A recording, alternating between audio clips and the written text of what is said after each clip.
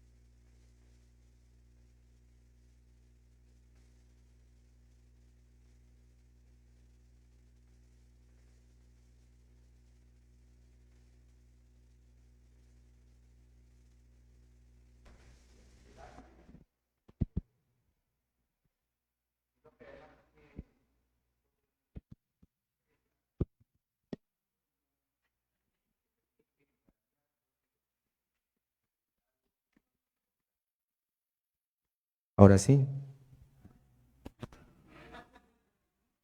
Bueno, vamos a repetir todo. No vamos a repetir nada. Simplemente reafirmar lo que estamos señalando, de que es una tremenda satisfacción tenerla nuevamente en las aulas, en este auditorio, y simplemente le dejamos, porque ella tiene mucho que contarnos de su vida académica, de su vida profesional, de sus experiencias empresariales, y qué mejor que ustedes, los jóvenes, van a recepcionar esta rica experiencia, ¿no? Entonces, demos un fuerte abrazo, un fuerte aplauso de bienvenida, por favor. Gracias.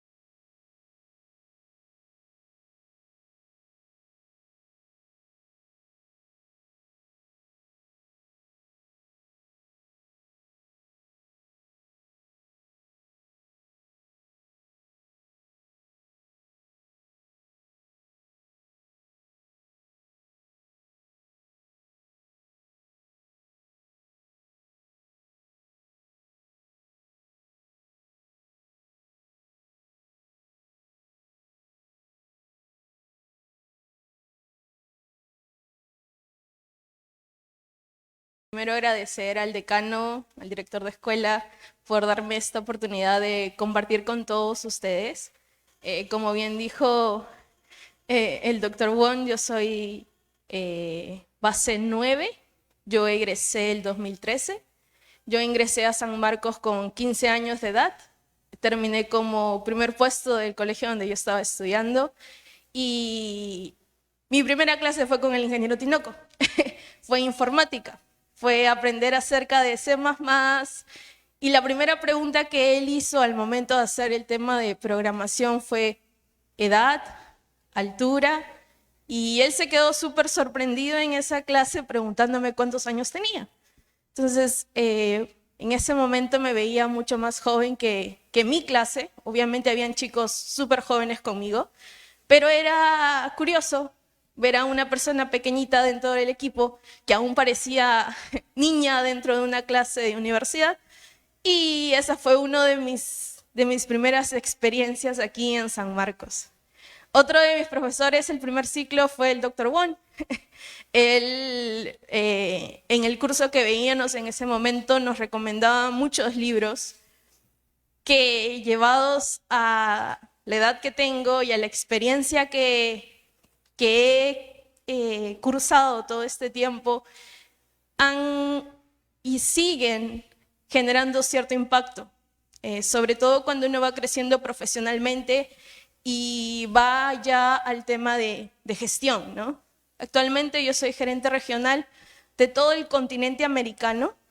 Tengo gente de Estados Unidos, Canadá, México, Colombia, Chile, Argentina, Perú, Bolivia, dentro del equipo que nosotros manejamos.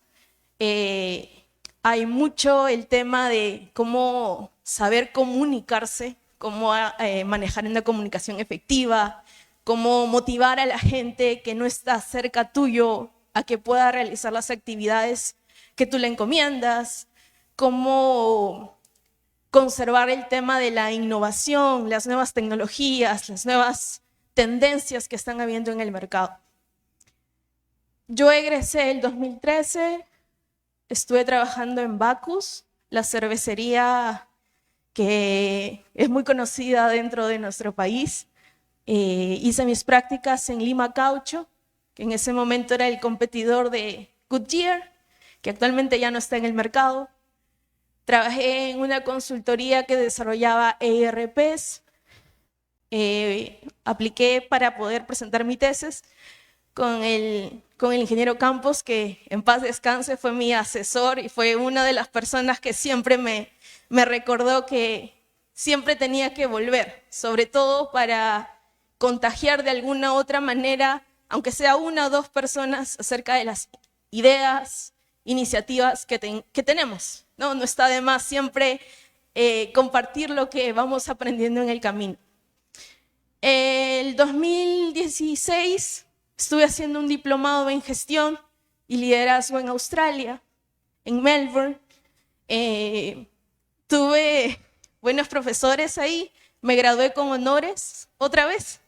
Hice un gran impacto allá porque logré presentar mi primera idea de startup, una idea de cómo incursionar en el mundo empresarial. El 2017 regresé a la universidad, estuve trabajando con 1551, la incubadora de empresas que tiene la universidad, con Rosita, con el doctor Inche, sacamos muchos proyectos, sacamos la primera generación de San Marcos Innova. Yo regresando de Australia había visto muchas cosas, mucha tecnología que quería compartirlo con los chicos que estaban en la universidad. Tuve unos equipos de trabajo de chicos con muchas ganas, muchas ideas innovadoras que se lograron sacar adelante. Y ese mismo año fui becada por el Ministerio de Economía de Taiwán para poder realizar una maestría en ciencia e ingeniería industrial. Dentro de la maestría, algo me impactó mucho que me dio el ímpetu de poder ir por el lado de la investigación. No muchos de los compañeros que yo tenía en la maestría eran de Latinoamérica. Muy por el contrario, Latinoamérica era visto como una selva, que si había desarrollo tecnológico, cómo eran las personas, mucha curiosidad, porque al estar tan lejos no hay esa facilidad de podernos conocer. Es lo mismo cuando nosotros vemos a alguien de tan lejos acá en nuestro país, nos da curiosidad. Tuve muy buenos amigos de Taiwán, muy buenos profesores. Durante la maestría me dio el tema de hacer investigación porque no encontraba papers en Latinoamérica relacionado a lo que era Industria 4.0. Entonces, presenté mi primer paper de conferencia a Corea, el segundo a Alemania y el tercero fue un paper research para Suiza. Todas mis investigaciones han sido en inglés. Para poder crecer en un mundo tan competitivo como el de hoy, el inglés es clave. Podemos ser muy buenos ingenieros, tener las mejores ideas del mundo, pero si queremos crear equipos con gran impacto, que creo que es uno de los conceptos que tienen estas generaciones de ahora, que apunte mucho al tema de sostenibilidad, el uso óptimo de recursos, preocuparse por la gente. Creo que el inglés es muy importante, sobre todo para adquirir más conocimiento. Hay mucha información en inglés, muchos papers, muchas tesis, muchas investigaciones, y el inglés es clave. Creo yo en toda mi carrera lo ha sido y lo sigue siendo. Ahora que tengo un equipo más o menos internacional de gente de diferentes culturas, porque ser gerente regional de un continente no solo implica trabajar con personas de ese país, sino tengo equipo en Taiwán, en India, en Vietnam, en Alemania, en Italia. Y para poder lograr esa comunicación efectiva y poder expresar lo que quiero expresar, lo tengo que hacer en inglés. Entonces, mi día a día es hablar en inglés y poder... uno de los problemas que he visto y que siempre trato de mejorar y empoderar al equipo de Latinoamérica es ese miedo a poder hablar en inglés. ¿no? Alguien se acerca y está el miedo de que yo entiendo, pero no, porque qué roche, porque lo voy a decir mal.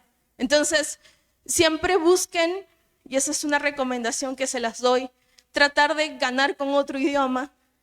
Aparte del inglés, hablo un poco de chino mandarín.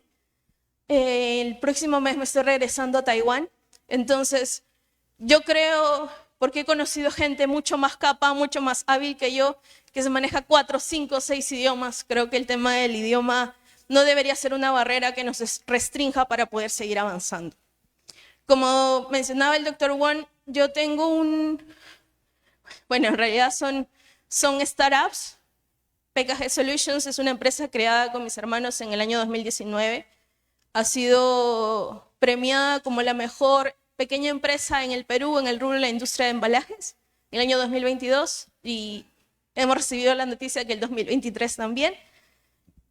Entonces, todos estos resultados yo creo que se ven como una consecuencia de, no es de que alguien agarre y te dice, toma, tú eres esto, toma, tú eres el gerente y toma tu empresa que recibe el premio. Es resultado de trabajo en equipo y aprender a trabajar en equipo es sumamente importante.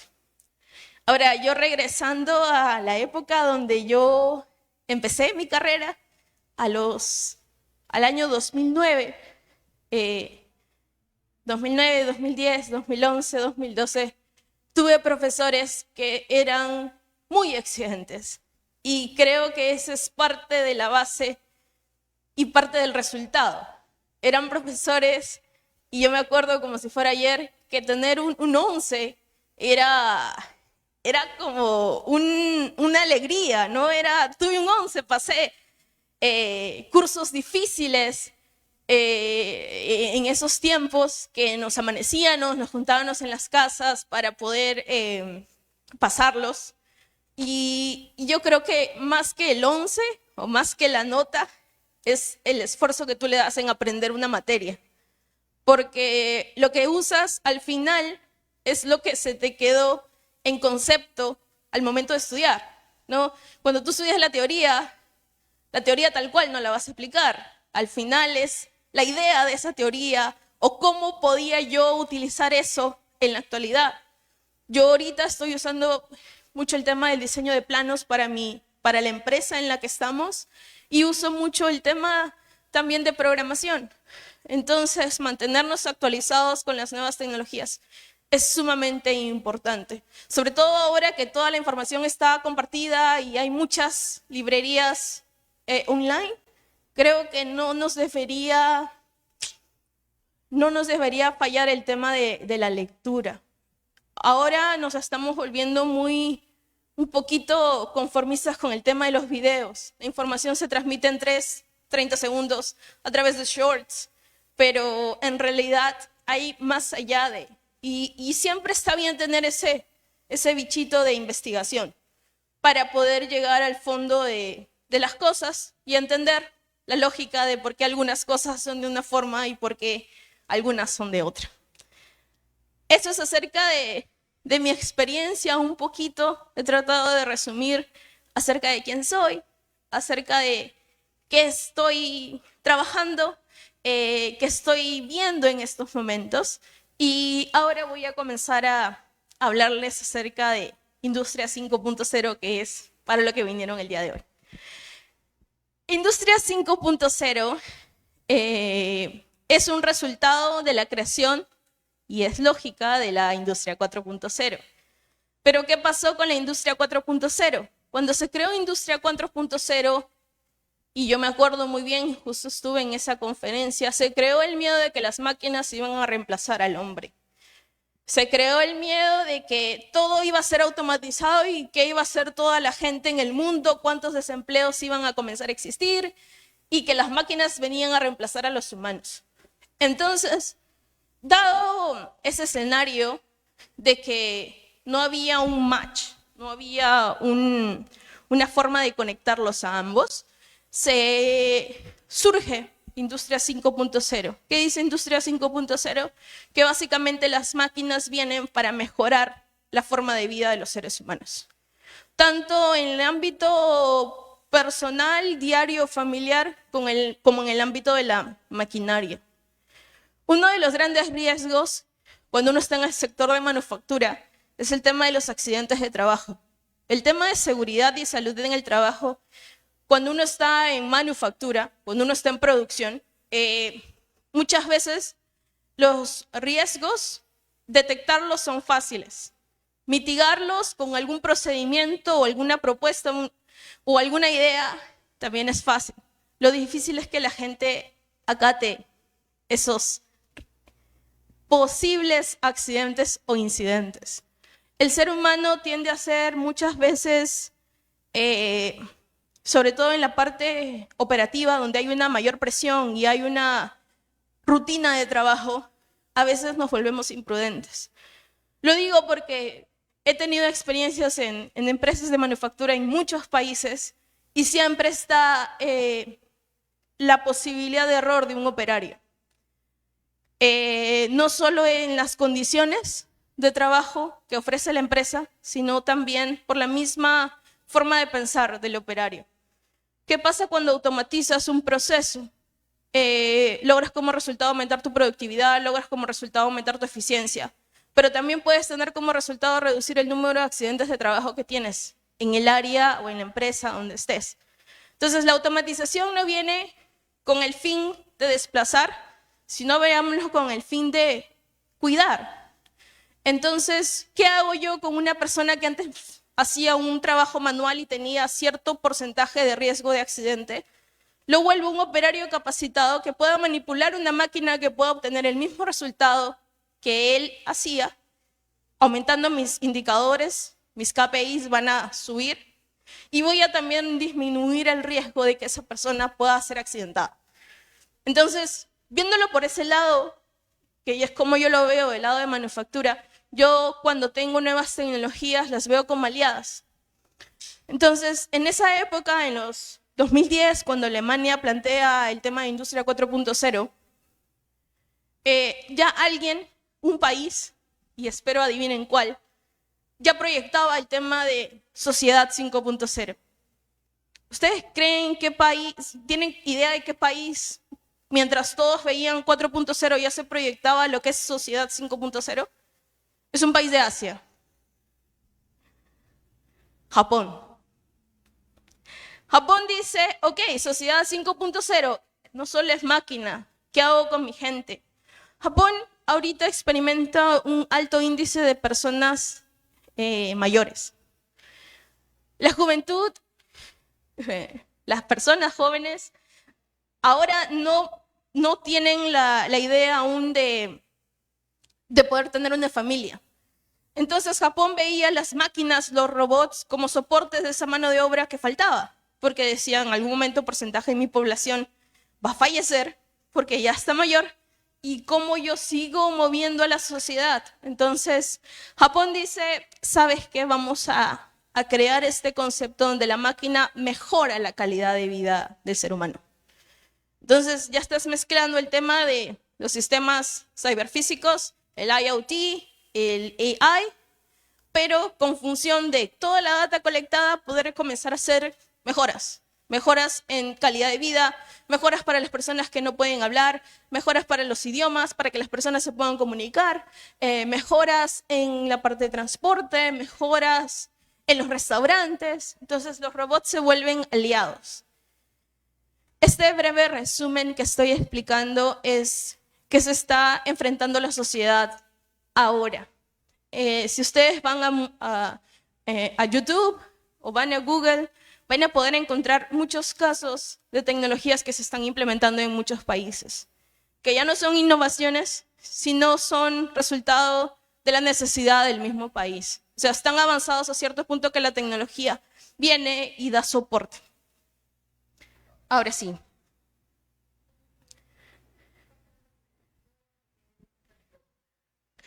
Ok.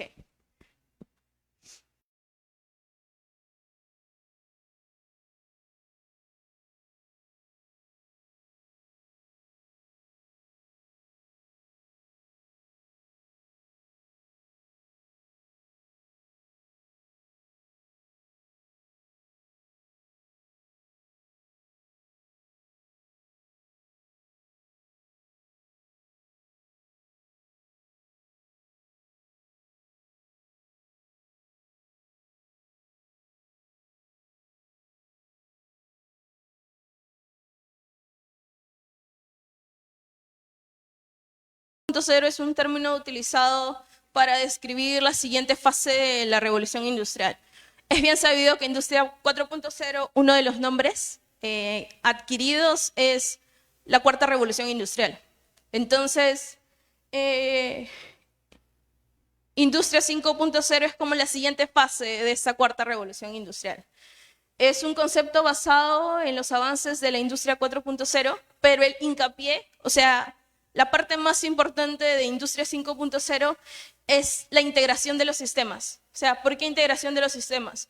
En Industria 4.0 se hablaba del IoT, del Internet of Things, se hablaba del AI, Artificial Intelligence, se hablaba del Cloud Computing, se hablaba de los robots. Entonces, si yo tengo estas tecnologías desarrolladas a nivel macro y yo puedo integrarlas en un sistema que como resultado me den una mejora dentro de un panorama más amplio, el resultado que voy a tener es una optimización de los recursos que estoy manejando. Entonces viene Industria 5.0 y dice, integremos todos los sistemas a favor de mejorar la calidad de los seres humanos.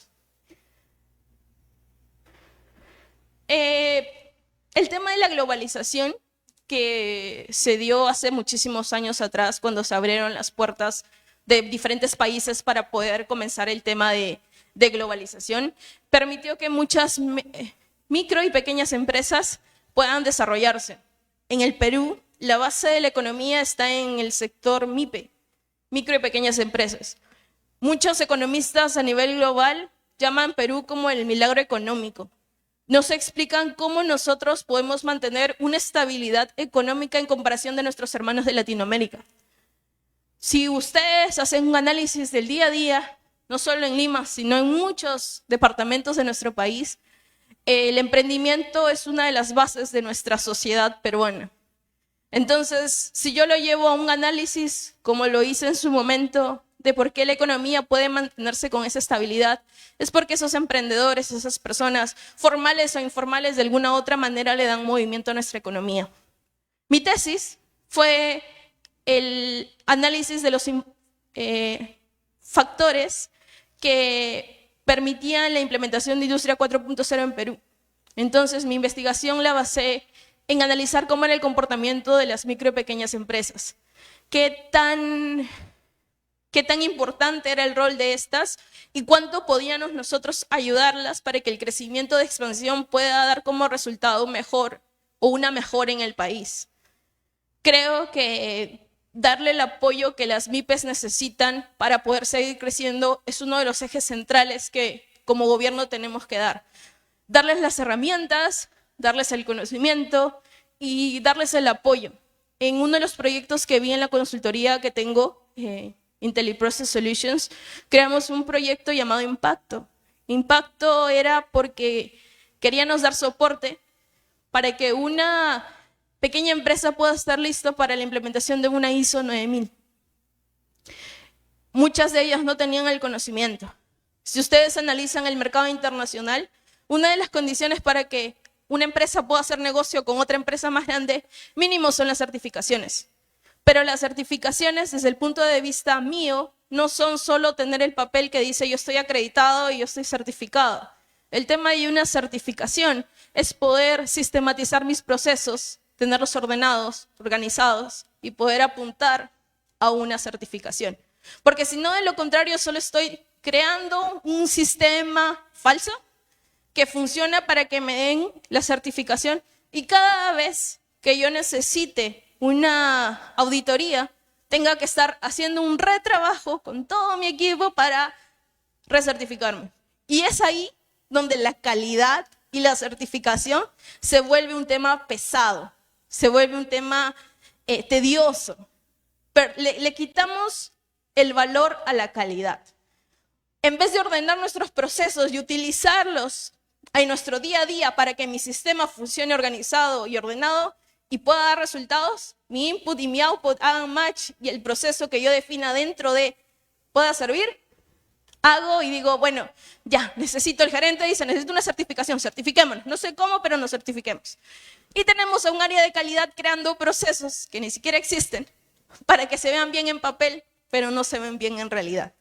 Y cuando viene un auditor externo o una empresa externa a auditarme, ¿qué sucede? No estoy listo, tengo miedo, fallo la auditoría, fallo el tema comercial y puedo perder un cliente. Entonces, muchas veces se da que corrompemos a la calidad y vemos a la calidad como un tema malo. Lo vemos como un trabajo de más. No lo vemos como nuestro aliado, sino lo vemos como la parte más tediosa. En el desarrollo y análisis que yo hice de las micros, this is micro, small and medium enterprises, o sea, micro, pequeña y medianas empresas en Perú. Este era más o menos un balance de qué puntos a favor me permitían la implementación de la industria 4.0 y qué puntos en contra me daban la implementación de industria 4.0. Solo para hacer un pequeño highlight, era el tema de un plan estratégico.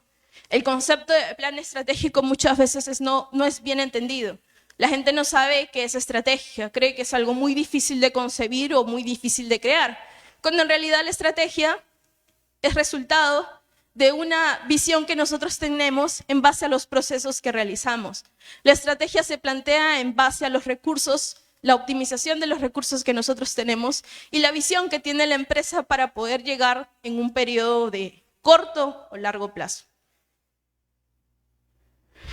Es muy importante para el tema de la digitalización que se pueda ver el impacto directo y el impacto indirecto para que el tema de la digitalización y transformación digital no sea un pero dentro de una organización.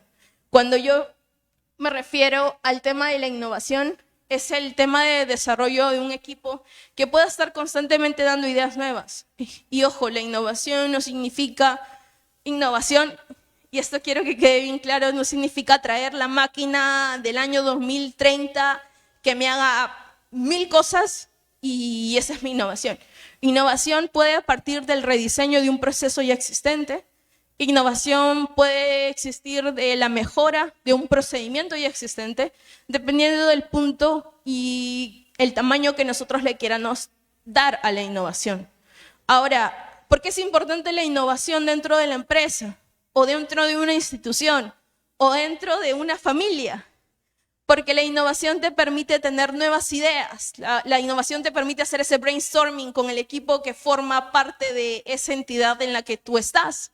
La innovación te abre las puertas de la creatividad y te hace ver y pensar fuera de la caja. Entonces, no olvidar el concepto de innovación y va amarrado con una de las palabras que decía el Dr. Won al inicio de mi presentación, que sí, ahorita estamos hablando de industria 5.0, yo no sé, ya se está hablando de 6.0, 7.0, todo está siendo tan cambiante y tan rápido que si no nos movemos y nos quedamos con que estoy estudiando 5 años de carrera y con mis 5 años de carrera ya llegué al tope, estamos equivocados. La competencia, la forma de pensar y la industria se está moviendo muy rápido hoy en día y es importante que nosotros nos movamos a ese ritmo también. Aquí hablo un poco de cómo mejorar el tema de las pymes. Las pymes son muy importantes y uno de los factores más resaltantes que ellos tienen es la inversión en temas de tecnología. Pero una de mis sugerencias con alguna de las empresas que he conversado en su momento es: primero organiza tus procesos, primero entiende bien cómo funcionas por dentro antes que inviertas en una máquina. ¿Por qué? Porque si tú vas a hacer una inversión fuerte en traer maquinaria y tú no tienes claro cuáles son tus directrices, no tienes claro cuáles son tus objetivos, cuáles son tus métricas, cuáles son tus indicadores de gestión, trayendo una máquina, tú vas a decir que la máquina no te está dando tanto el resultado, o ni siquiera vas a poder medir el resultado de la máquina, porque la estás trayendo con el fin de quizás aumentar tu productividad y vender más, pero no estás yendo más allá a lo que apuntaría a una persona que está gerenciando una empresa, que es el tema de la estrategia, ¿no? Si no, yo me vuelvo uno más del montón de un producto de moda que todo el mundo me va a comprar en esta sesión. Acabando esta sesión tengo que buscar otro producto, pero me vuelvo solo un vendedor a nivel macro, donde mis ingresos son grandes, pero no estoy creciendo de una manera estratégica. La estrategia, una vez lo leí en un libro, utiliza los planes, pero un plan no significa que esté escrito bajo piedra. La idea de un plan es tener una ruta que me guíe, que me dé un camino, pero tener un plan ya me da la base para yo poder seguir avanzando. Sin un plan, sin ninguna hoja de ruta, sin ninguna idea de cómo caminar, es muy difícil lograr los resultados esperados. Este es un diagrama que lo hice con mi asesor de tesis en aquel momento que lo quería compartir con ustedes, que es acerca de cómo poder analizar la industria. Cuando uno analiza la industria, la puede analizar de manera interna o la puede analizar de manera externa. En el tema interno está mucho la ventaja competitiva, está mucho la cadena de valor. La ventaja competitiva te crea una ventaja que te diferencia y te crea un costo, que puede ser también una ventaja. De ahí tenemos el análisis externo del ambiente y las 5 fuerzas de Port, que permiten que uno haga el análisis del externo de la industria en la que estás. Básicamente, con el de arriba puedo sacar mis fortalezas y debilidades, y con el de abajo puedo sacar mis oportunidades y mis amenazas, que al final se complementan y hacen un SWOT. Algo que quiero remarcar es el tema del value chain y del supply chain. Value chain es tema de cadena de valor, supply chain es la cadena de suministro. Entonces, uno va orientado hacia el producto y el otro va orientado hacia el cliente. Cuando vamos orientados al producto, la forma del proceso es distinto, es un poco inversa. Cuando vamos orientados hacia el cliente, tenemos que tener como base al equipo de ventas y de marketing. Para que tengan claro con este diagrama de acá, ambas utilizan las mismas etapas del proceso. Existe una componentes, existe una fábrica, existe un producto terminado y existe un cliente. Pero las dos se van en sentidos inversos. Voy a escaparme esta parte para ir al tema en sí de 4.0, porque para que entiendan bien 5.0 tienen que tener un poquito de idea de qué fue o qué es 4.0. Y este es uno de los dibujos que más remarco en el tema de data. Es fácil colectar la data. Actualmente existen muchos softwares con sensores que te dan datas gigantescas, pero si esta data no es convertida en un conocimiento, va a ser muy difícil poderla analizar y poderla utilizar. Entonces se vuelve solo una base de datos con mucha información que nadie utiliza y es ahí donde pierde su valor agregado. Este es el ABCD, que en su momento lo aprendí. A venía de Artificial Intelligence, B de Big Data, C de Cloud Computing y D de Database, que básicamente son las partes esenciales de lo que es Industria 4.0. Hemos tenido 4 revoluciones industriales. Creo que ustedes están... no me quiero equivocar, todos ustedes saben cuáles han sido las 3 revoluciones industriales que hemos tenido. La primera fue con el tema del vapor, cuando se comienza a tener la primera máquina, se crea algo que pueda ser más rápido que el ser humano. Luego tenemos la segunda revolución industrial, que es con la mass production, que significa la producción en masa, donde ya tengo una máquina que me saca cierta cantidad, pero ahora quiero tener procesos mucho más rápidos. La tercera es con el tema de automatización, cuando por primera vez se habla de hay que automatizar un proceso. Y la cuarta es con los sistemas ciberfísicos, los Cyber Physical Systems, Internet of Things and Networks. O sea, eso es la clave de lo que es Industria 4.0. Industria 4.0 como estrategia tiene como base la data. Esta data es seleccionada, analizada y genera información. Esta información es estructurada, te da ciertos mensajes, te da ciertas ideas, los cuales te llevan a un tema de análisis y con ese análisis puedes llegar a una toma de decisiones. Esta es una serie de herramientas utilizadas en Industria 4.0 que en realidad lo que hacen es facilitar los canales y los sistemas de comunicación. Desde mi punto de vista, y una de las ideas que puse en la tesis era de que innovación, organización, la competencia en la industria y el soporte del gobierno eran claves para una mejor implementación de Industria 4.0. ¿Y cómo lograrlo? Se logra a través de nuevas tecnologías y estrategias basadas en el cliente. No todas las industrias son iguales, es necesario tener en claro en qué industria me encuentro para saber qué tecnología voy a implementar.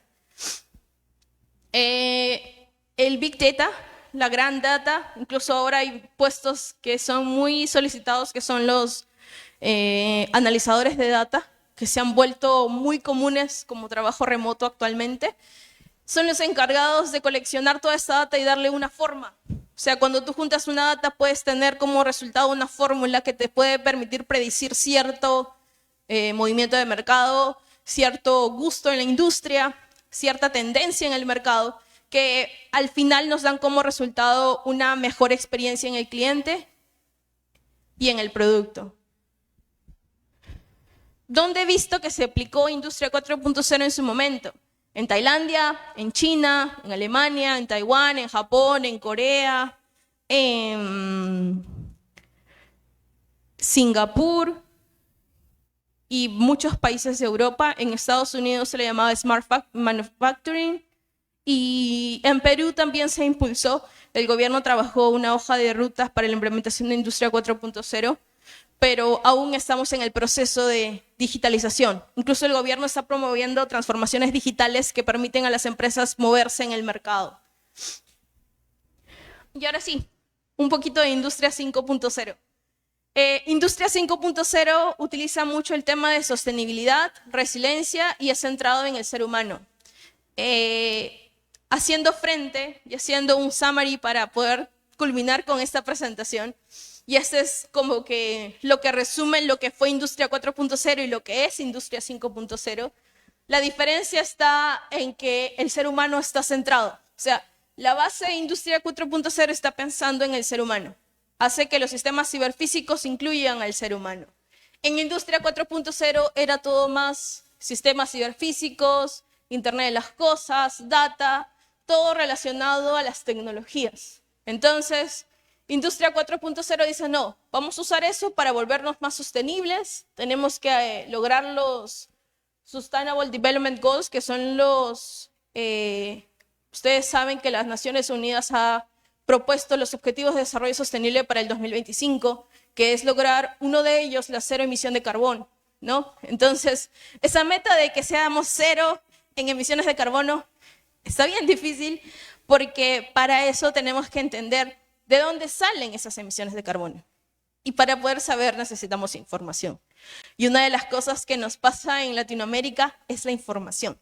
Si ustedes van a Google y quieren buscar cuántas empresas tenemos en el Perú y exactamente el número y a qué industria pertenecen, no hay. Hay de empresas formales que tienen su página web y deciden compartir información, pero hay muchísimas empresas que existen, que son muy buenas, que tienen muy buenos ingresos, pero no puedes encontrar la información a menos que conozcas a la persona de la persona. Entonces, ese tema es un tema en el que podemos mejorar, podemos encontrar oportunidades de mejora y podemos plantear un escenario de cómo desarrollar una estrategia para lograr ese objetivo de desarrollo sostenible. Como les hablaba de Japón, el tema de Sociedad 5.0 va por permitir de que no solo se logre un desarrollo económico, sino elevar la calidad de vida. O sea, yo le voy a dar a las personas que viven en mi país no solo tecnología de calidad, sino tecnología que va a permitir que ellos duren muchos años más.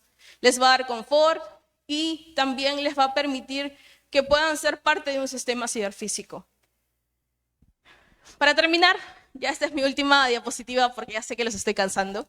Esta es una de las frases que yo siempre uso. Una de las...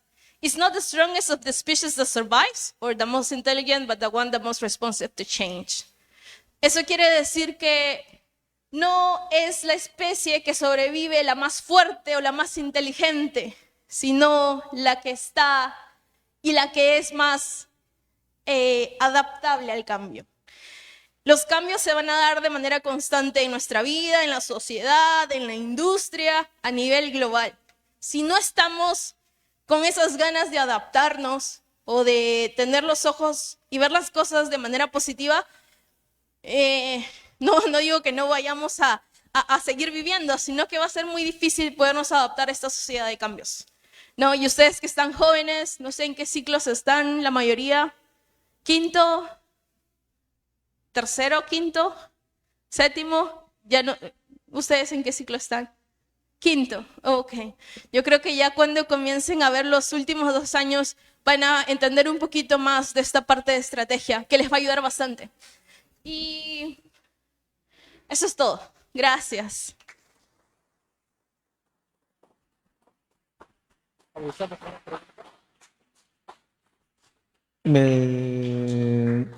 No se cansaron de ella, lo que pasa es que escucharon el del Inca Kola, ¿no es cierto? Abusando de su tiempo, si tienen algunas inquietudes, preguntas, para empezar las chicas del quinto. ¿Alguna pregunta? Por lo menos digan cuántos años tienen. ¿Sí? ¿Alguna inquietud? El profesor. ¿Qué tal? Buenas tardes con todos. ¿Cuáles son las tecnologías? Las tecnologías que tú has mencionado corresponden a la industria 4.0, ¿no?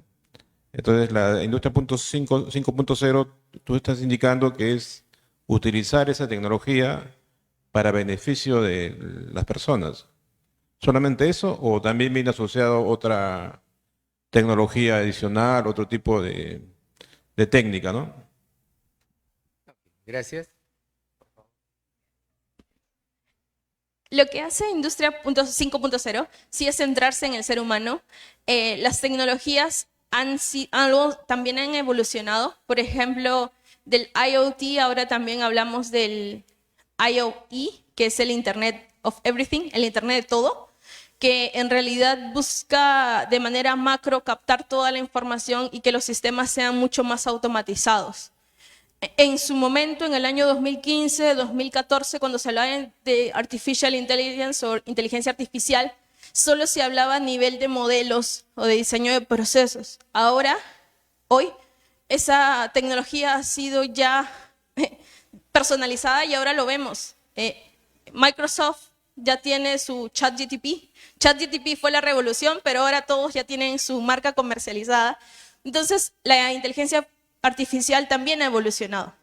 En el tema de los robots, también se está hablando de cyborg robots. O sea, al inicio era un robot, una máquina que podía automatizar o realizar tareas repetitivas. La evolución de esos robots son robots que parecen seres humanos, que pueden realizar las tareas tal cual el ser humano. Ahora, cuando digo que es centrado al ser humano, no me refiero solo a la vida cotidiana, sino a nivel de fábrica. Con CNCs automatizadas, con máquinas que permiten aumentar la eficiencia de muchos procesos, que ya me tendría que ir al detalle de cada una de las ramas para poner los ejemplos, sí han habido avances. O sea, si yo comparo la tecnología de 5.0 con 4.0, el avance ha sido demasiado rápido y con resultados mucho más, si podría decir, llamativos, porque ya están al acceso de las personas. O sea, cuando el AI estaba en laboratorios de investigación, nadie podía creer que yo podía tener un meeting y ese software podía escuchar todo mi meeting, sacar los highlights o los puntos más importantes y decirme, este es tu plan de trabajo. Ahora, con el uso de estas nuevas herramientas es muy fácil lograr. Y en el lado de la industria en sí, del sector manufacturero, yo estoy viendo que la capacidad de la maquinaria está aumentando mucho. No solo apunta al tema de reducir emisiones de carbono, sino evitar accidentes de trabajo, que es algo que se está volviendo muy imperativo hoy en día, y aumentar la productividad del trabajador, ¿no? No sé si hay una inquietud adicional. Creo que todos están pensando en la Inca Kola, ¿no? Censura. Digo. No, realmente es un honor tenerte aquí. Yo creo que conoces, digamos, el Asia, está por allá, entonces creo que de primera mano tienes ese conocimiento, ¿no? Que nosotros, bueno, vemos por YouTube o por otro medio, ¿no? Y que a veces no parece creíble, ¿no? Que un robot haga muchas actividades como el humano, ¿no? Hasta ahora no lo creo yo, ¿no? Pero tengo que verlo para creer, pues, ¿no? Entonces, y muchas cosas, y muchas tareas, ¿no? Que se tienen que hacer y que no se ven, ¿no? ¿Qué tenemos que hacer nosotros para poder llegar a ese nivel, ¿no? A viajar.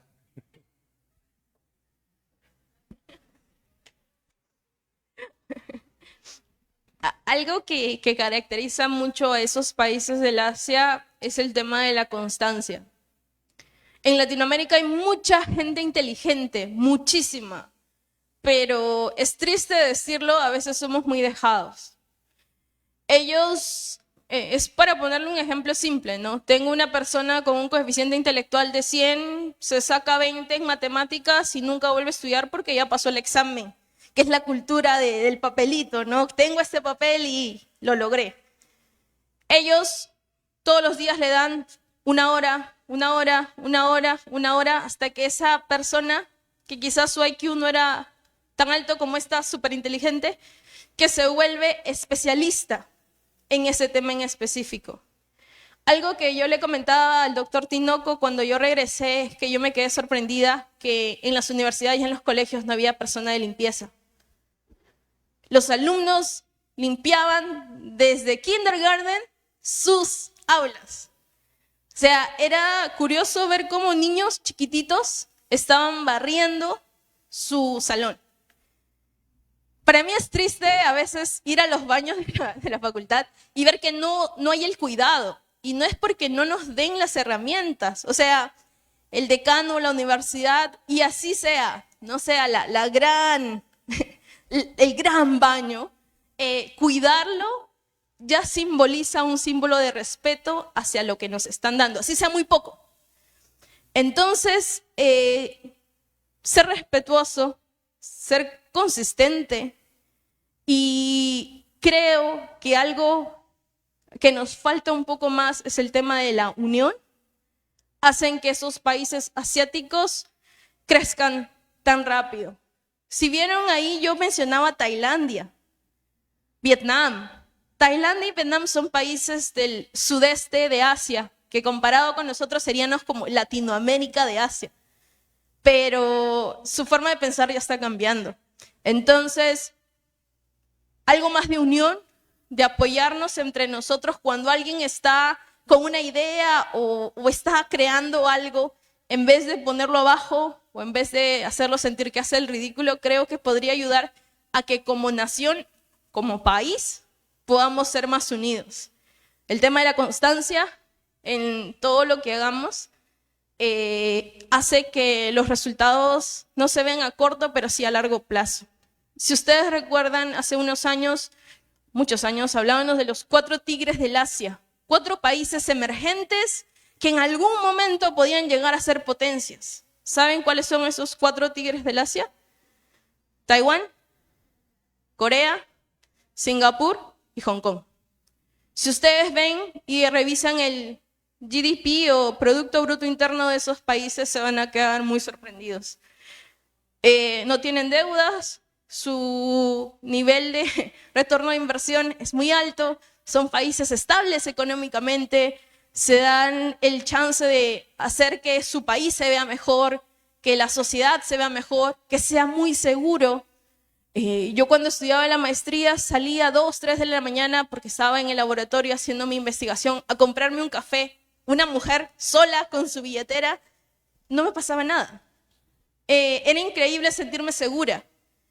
Cosa que si yo hago acá en Perú, en un lugar donde no es tan bien visto, quizás puede pasarme algo. Y no lo hablo por la distinción en clases sociales, sino lo hablo por la misma cultura de dejadez. Hay lugares muy bonitos en el centro de Lima, pero no están cuidados. Y ya no es un tema del gobierno, es un tema de nosotros, de algo tan simple como llevar tu basura en tu bolsillo y botarla cuando veas un tacho. Creo que no es difícil ni hay ninguna ciencia atrás de eso, pero no lo hacemos. Esas pequeñas acciones traen como resultado que un país pueda resaltar o no. Si ustedes tienen la experiencia de irse a un país asiático, van a entender un poquito su cultura. Ojo, no estoy hablando tampoco de 100%, que ese es el paraíso perfecto y allá todo funciona.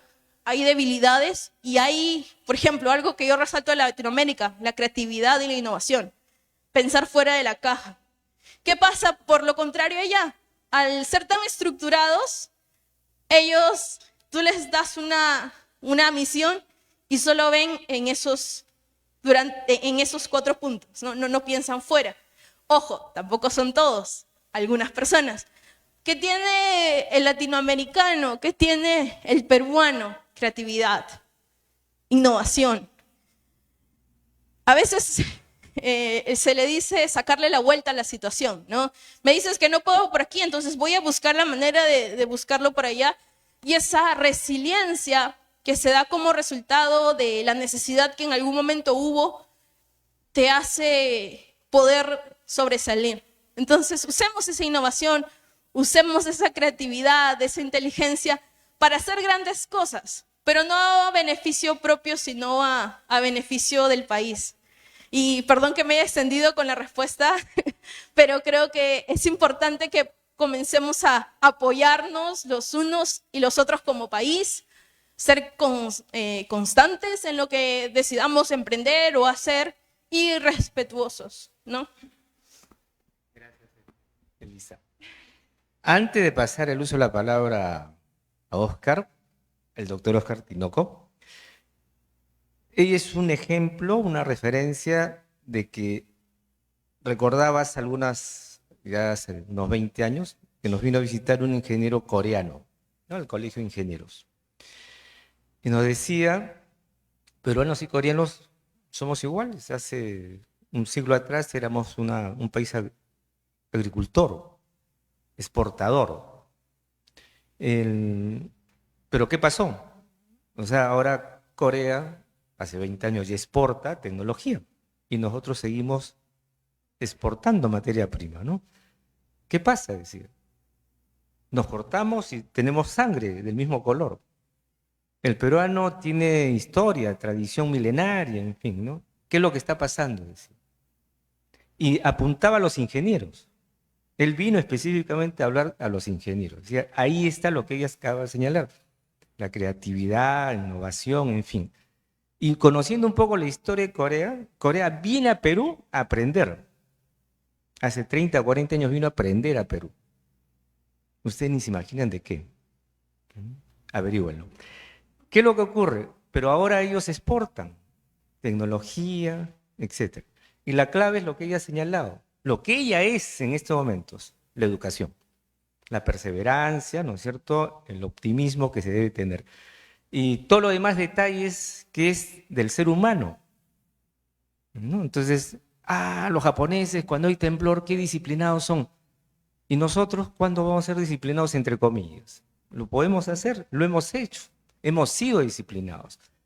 Cuando los peruanos en el exterior vienen a conversar con nosotros, ellos dicen que en Europa, en Japón, en el Asia, el peruano es bien reconocido.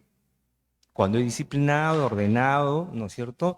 Pero no, pues acá solamente nos ven las cosas negativas, ¿no? Entonces, hagamos cara frente, ustedes sobre todo los más jóvenes, de un ejemplo como el de Lisa, para ver esa cara de Perú. La inteligencia, iniciativa, emprendimiento, etcétera. ¿Lo podemos hacer? Claro. Bueno, yo ya no, pero ustedes sí, ¿no es cierto? Porque ya tengo otros compromisos, ¿no? No, a mis hijos les digo lo mismo, ¿no es cierto? A veces me hacen caso. Creo que sí, sí me hacen caso, ¿no es cierto? Bueno, entonces, un gusto volver a verte. Por favor, el doctor Oscar Tinoco quiere decir algunas palabras. Muy buenas tardes con todos. En primer lugar, para agradecer a nuestra invitada. Como le comenté en la última reunión, no me parecía justo que se fuera de Perú sin tener un contacto cercano con su alma mater, ¿no es cierto? Y se recuerda bien de todos los docentes y seguramente sus colegas, ¿no?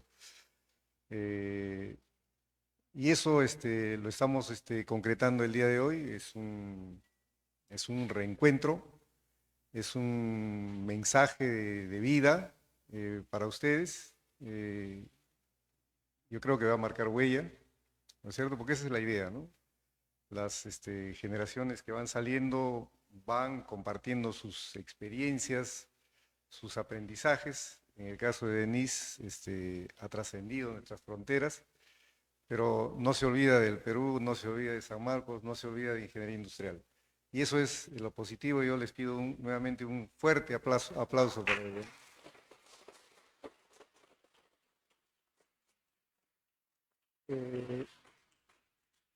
Bueno, la facultad siempre mantiene sus puertas abiertas para sus egresados. Alguna vez también yo terminé mis estudios, volví luego de cierto tiempo. Se comentaba mucho de ustedes, mi hijo es egresado de acá. Me ha prometido que su hijo, perdón, mi nieto, que todavía no llega, va a ser también sanmarquino, no sé si de ingeniería industrial. Pero bueno, eso es la identificación, ¿no es cierto? La camiseta con San Marcos, con el Perú. Entonces vamos a entregar este pequeño reconocimiento, Elisa, pequeño diploma.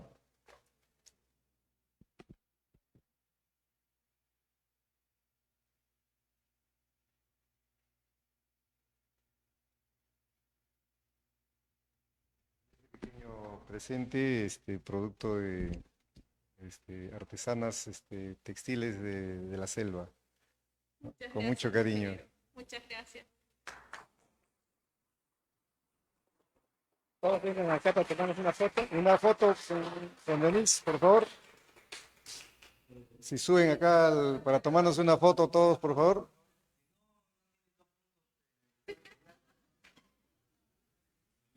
Si no hay gaseosa, nada. Pasen, no, pasen atrás. Suban. Suban.